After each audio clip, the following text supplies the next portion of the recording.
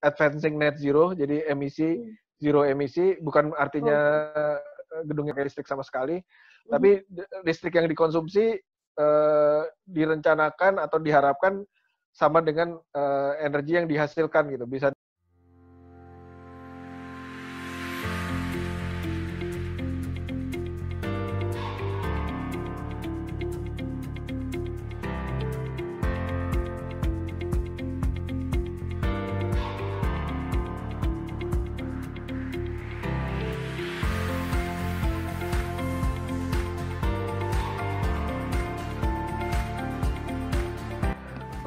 jadi waktu itu emang sudah waktunya pulang.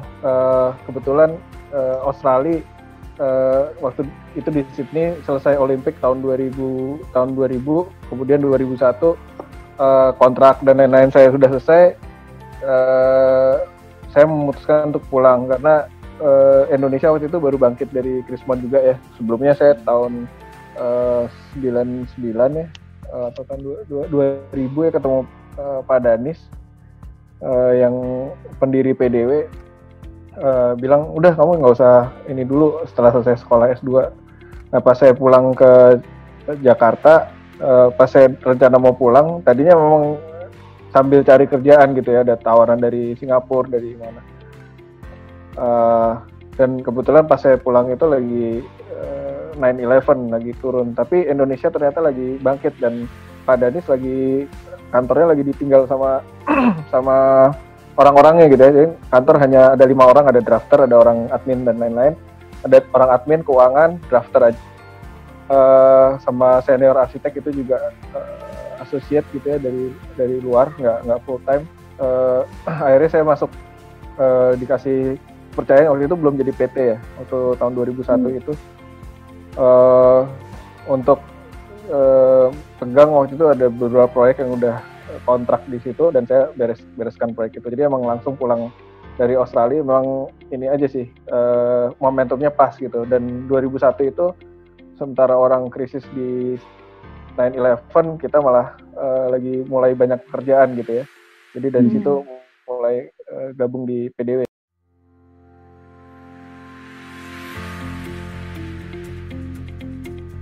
Ini adalah manajemen lah, bisa dibilang manajemen. Profesor Danis Woro yang paling kiri, ada partner saya Ciko, terus Didon interior. Jadi sekarang kami punya divisi interior, kemudian saya Gito yang untuk urban design, kemudian Denny untuk mungkin ada yang kenal juga, ketua IAI Jakarta sebagai direktur operasional. Jadi dia membawahi semua kantor gitu ya, termasuk arsitektur yang timnya ada 3 tim lagi. Tapi kami selalu dibantu oleh tim yang cukup muda ya. Kami mempermudah. Waktu saya mulai sih saya masih seumur mereka juga gitu, 30-an. Baru di awal 30, sekarang udah hampir di late 40s gitu. Udah tinggal berapa bulan lagi melewati usia ini 40-an. Tapi ini adalah sebenarnya yang orang-orang yang di belakang layar yang sekarang udah mulai maju ke depan layar gitu. Ada Jaka udah pegang tim sendiri, udah beberapa kali nominasi untuk pemenang sayembara. Ada Kevin, ada Gani, ada master planner, ada Reza juga yang instrumental, request penting seperti equestrian dan lain-lain. Dan kami didukung oleh 150 orang tim ya. Memang sebagian besar arsitek ya. PT Pandega Desain W Harima juga saya yang bikin karena akronimnya, singkatannya tetap harus sama dan harus dalam bahasa Indonesia. Cari yang cocok, artinya sebenarnya sama, mirip artinya planning development process. Kalau Pandega itu ahli desain, yang W Harima itu kerjasama bahasa Sanskerta. Jadi emang prinsip kami itu adalah menjalankan sebuah studio gitu, workshop yang kerjasama, karena nanti mungkin di pembahasan selanjutnya, karena memang kompleksitas pekerjaan yang kami pilih untuk kerjakan gitu. Oke.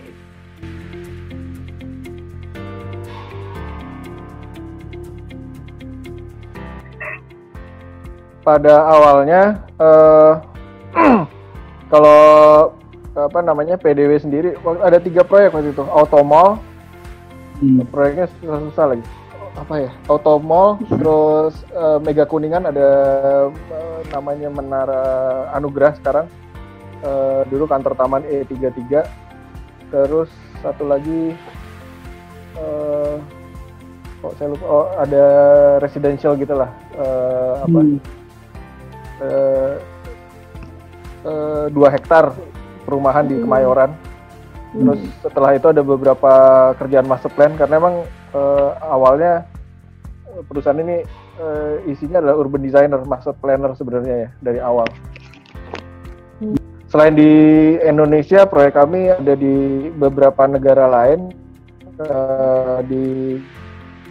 Kami ada beberapa komponen di Timur Tengah, ada satu di Dubai, kemudian sampai paling jauh terus di Asia juga ada beberapa, Timor Leste, tapi kebanyakan memang di Indonesia.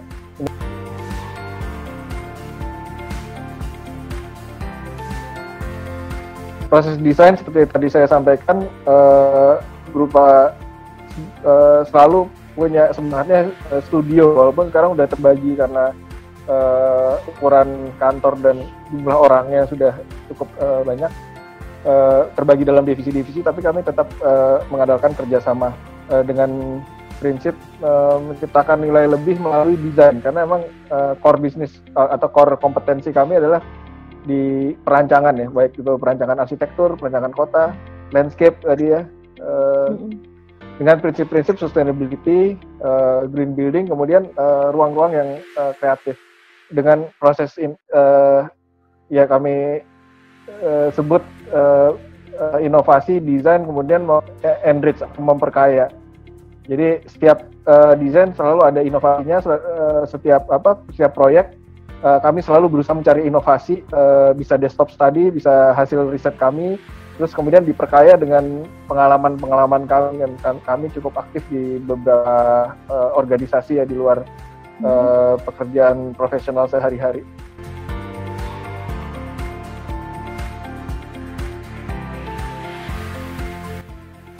Kami selalu memulai pekerjaan dengan riset sih sebenarnya. Jadi bagaimana approach.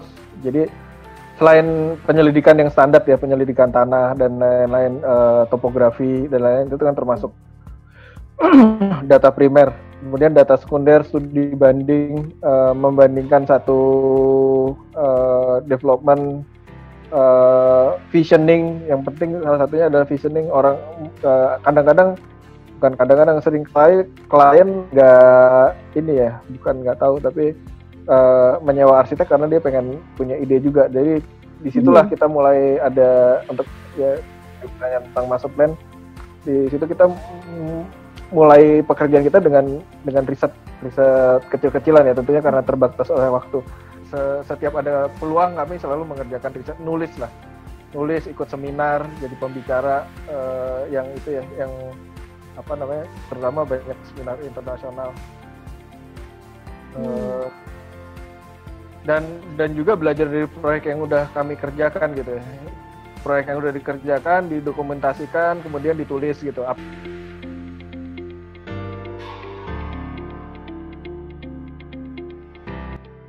Kami berusaha gitu ya, karena itu adalah keharusan. Sebenarnya ya, green building itu tidak perlu ada kalau praktek arsitek. Tapi dengan adanya konsep green building, kita banyak lebih menerapkan istilahnya climate responsive design gitu ya. Jadi gimana caranya satu bangunan beradaptasi, dan kan bukan tergantung juga lokasinya gitu, lokasi di mana. Kebetulan kalau di Indonesia semua daerah tropis ya, tapi kalau begitu kita praktek di luar Jakarta udah beda gitu ya. Kita bikin bangunan di Bandung misalnya jadi kalau dijawab pertanyaannya iya gitu. Kalau ditanya apakah setiap bangunan yang kami desain bersertifikat green building, enggak juga gitu, karena belum tentu kliennya mau bangunan itu di sertifikat gitu ya.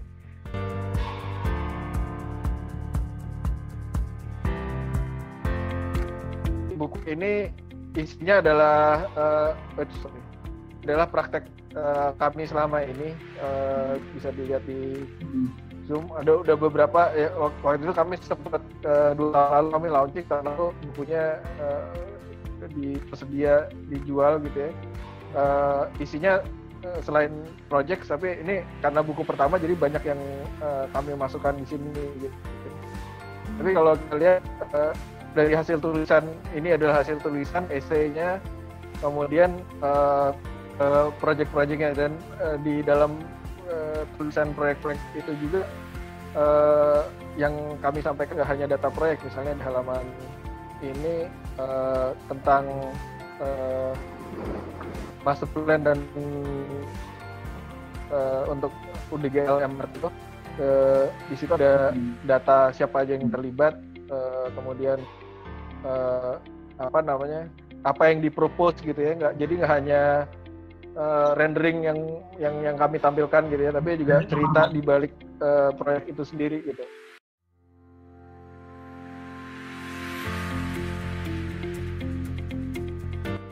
Ya, pertama isu site boundary. Jadi kita harus lihat batas lahan ya. Saya juga sebagai anggota TABG atau TABG itu tim ahli bangunan gedungnya Jakarta, yang tiap minggu sebenarnya kita lihat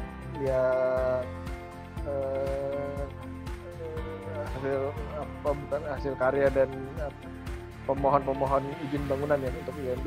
Di situ seringkali bahwa arsitek hanya bekerja di batas lahannya aja, yang memang harusnya di situ, tapi harusnya dipikirkan juga interaksinya, misalnya pagar belakang batasnya rumah tinggal. Ini tahu-tahu ditaruh ada beberapa arsitek yang naruh tempat sampah justru berbatasan sama pemukiman, itu kan nggak benar gitu ya. Tapi kadang-kadang katanya itu salah satu taktik untuk membebaskan lahan di belakangnya gitu. Dikasih tempat sampah orang yang gebah gitu, kayak dikasih kandang ayam di belakang. Katanya saya nggak tahu, tapi hal-hal tersebut kan kita harus jadi mengadvokasi masyarakat sekitar bangunan gitu ya, privasinya gitu, karena seringkali proyek-proyek komersial apartemen yang ada di berbatasan dengan daerah perumahan itu yang, jadi pertama kali yang, kalau tadi pertanyaan Bu Ziza, apa sih yang harus diperhatikan ya, kita perhatikan dari data dasar site-nya dulu lah, kemudian regulasi. PDW juga terlibat aktif gitu ya untuk memberikan masukan, ikut dalam salah satu NGO yang melobi Pemprov DKI untuk yang sebenarnya pengen juga sih ke PU, karena banyak permen-permen yang udah nggak berlaku. Permen tuh peraturan menteri yang udah nggak berlaku. Kalau kebanyakan permen kan manis jadi diabetes ya, ini juga sama nih, permen yang nggak sesuai gitu untuk bangunan tinggi, terutama yang bikin juga bukan orang yang praktek bangunan tinggi, saya tahu kalau itu untuk beberapa peraturan menteri ya. Terus ada juga ya tadi regulasi, karena kami aktif jadi kami tahu gitu. Kami juga banyak diskusi sama teman-teman di struktur, teman-teman ME, terus teman-teman di dinas yang lain, perhubungan, kebakaran. Menurut saya itu salah satu modal penting ya. Jadi kalau kita arsitek, kemudian seringkali ya di proyek arsitektur tadi itu klien yang pemberi tugas kita tuh bukan penggunanya. Jadi kita harus juga jadi advokat untuk nanti siapa misalnya bikin apartemen, oh ini kira-kira yang menghuni siapa, kalau dia single gimana, kalau kamu sendiri mau nggak sih ada punya kamar yang ada jendelanya gitu, kayak gitulah.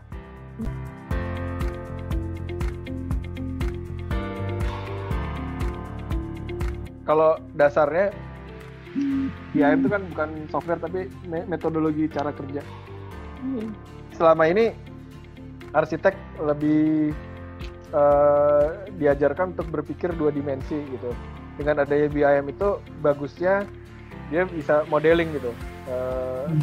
SketchUp itu juga bisa dari bagian dari BIM sebenarnya, cuman dia parameternya masih sangat sederhana. Saya sendiri terus terang untuk software-nya saya nggak nguasain, tapi prinsipnya ya ada beberapa kendala sebenarnya untuk menerapkannya, tapi itu akan sangat membantu kalau semua disiplin engineer, struktur, ME juga udah ikut udah pakai BIM gitu. Membantu, sangat membantu, tapi ada learning curve yang beda, bukan di jadwal proyek juga akan lebih lama di konsep dan skematik. Tujuannya sebenarnya ada efisiensi, jadi sampai sebenarnya kalau memang udah bisa diterapkan oleh semua itu harus jadi jadi cara kerja yang baru sebenarnya.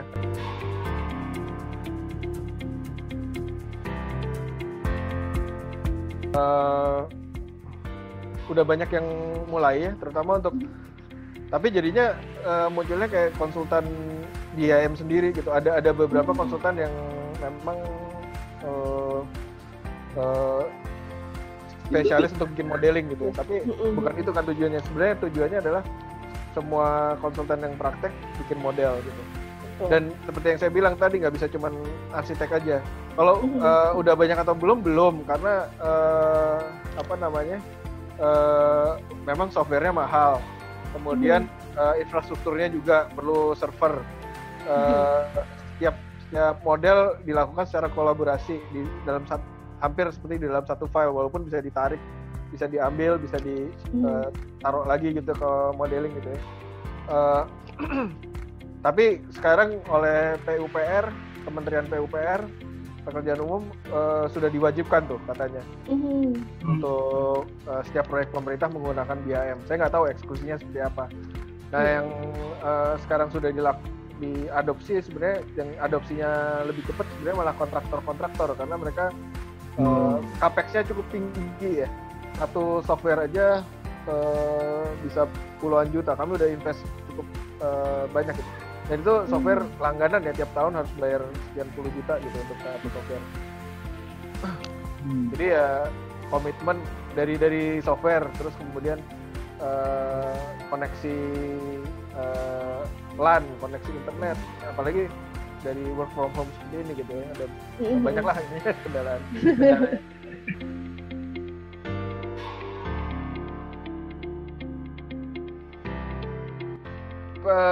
Yang utamanya sebenarnya kan transformasi. Transformasi dari tadi secara prinsip dasar sih, kalau kita mengerjakan bangunannya dengan prinsip-prinsip desain yang benar gitu dari sisi lokasi dan lain-lain, di New Building Council sebenarnya nggak ini. Tapi yang kami di GBCI yang kami usahakan adalah transformasi sebenarnya, termasuk edukasi. Bangunan yang isu awalnya kan climate change, dari isu emisi CO2.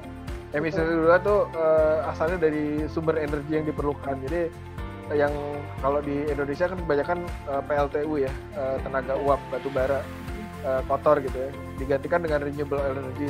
Kalau di kawasan urban, pilihannya di Indonesia kawasan urban nggak banyak, hanya solar panel misalnya. Dan teknologinya juga berkembang terus. Sekarang Green Building Council sedang punya 2 program. Satu, Advancing Net Zero, jadi zero emisi, bukan artinya gedungnya pakai listrik sama sekali, tapi listrik yang dikonsumsi direncanakan atau diharapkan sama dengan energi yang dihasilkan gitu, bisa dengan berbagai macam cara. Salah satunya adalah pengurangan demand, jadi sesedikit mungkin menggunakan energi. Yang paling gede di mana adalah pendinginan udara gitu. Terus yang satu lagi, Better Places for People. Ini yang terkait sekali dengan keadaan sekarang ya. Jadi Green Building Council Indonesia sudah bicara tentang healthy building sudah sejak 3-4 tahun yang lalu, udah agak lama sebenarnya. Jadi sebenarnya sangat penting untuk arsitek-arsitek atau perancang untuk mengadopsi, termasuk konsultan engineering yang lainnya, untuk mengadopsi konsep green building ini, karena emang untuk sebenarnya kalau lihat green building itu lebih orang melihatnya terutama developer gitu ya sebagai cost center. Tapi di dalam jangka panjang sebenarnya kalau green building itu tidak efisien malah salah gitu. Jadi dia harus efisien, sehat, aman, nyaman. Semua prinsip-prinsip dasar sebenarnya.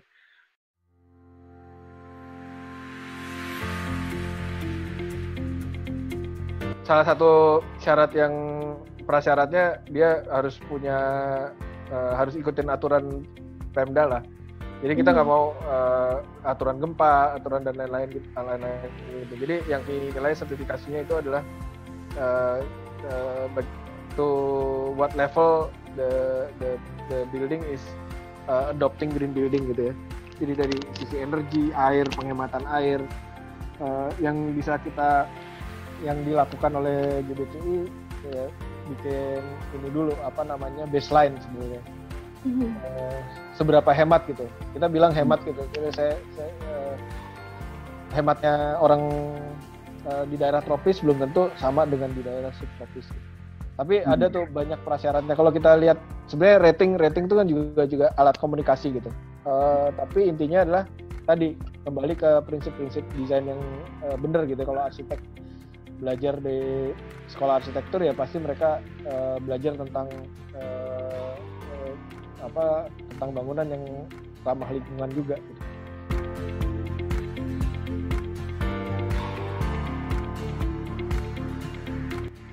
Yang tadi satu transformasi, yang kedua independensi juga, karena selama ini kan bahkan sekarang juga masih banyak konsep-konsep green building yang dari luar ya, terutama sertifikasinya.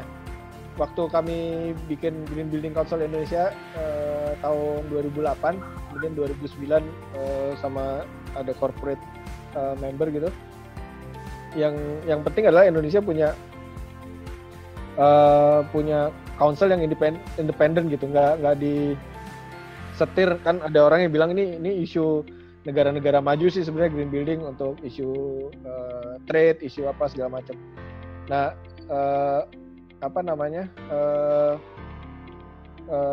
tapi yang paling penting adalah karena ini tentang ya tadi kedaulatan, terus tentang negara tropis yang Indonesia kan unik sebenarnya. Ya. Kita lack of public transport. Jakarta sekarang udah lebih baik gitu. Beberapa kota juga udah lebih baik. Lack of public transport, terus kota-kota besar tiap tahun pasti banjir kalau hujan deras gitu. Pasti ada lack of infrastructure. Di negara-negara lain itu bukan masalah, tapi di kita jadi masalah gitu. Itu sebenarnya coba ditransformasi gitu. Bagaimana kita menata limpasan air hujan itu salah satu isu. Gimana kemudian air hujan yang tadinya jadi bencana bisa jadi berkah gitu, disimpan ditampung untuk jadi sumber air. Dari hal-hal kecil sampai hal-hal yang kompleks ya, seperti ngitung penghematan energi, ngitung renewable energy, sampai ya macam-macam lah.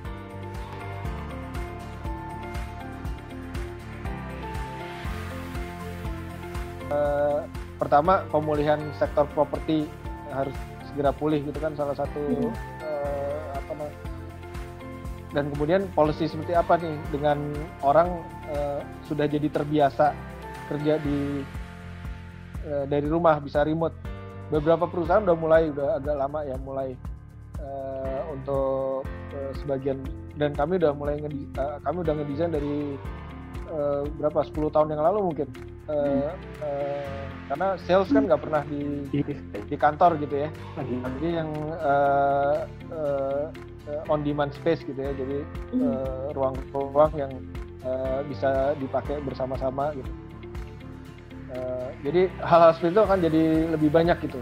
Kemudian kalau di hunian adanya ruang privat yang lebih besar mungkin, atau di communal space gitu yang tadi seperti contohnya tadi kalau di landed housing, tapi yang di hunian vertikal seperti apa gitu. Misalnya mungkin kita akan dorong ke Pemprov DKI untuk refuse floor bisa difungsikan sebagai ruang terbuka vertikal juga gitu. Memang harus banyak ide-ide dan inovasi-inovasi baru sih. Mungkin belum tentu baru ya, tapi yang bisa dieksekusi lah.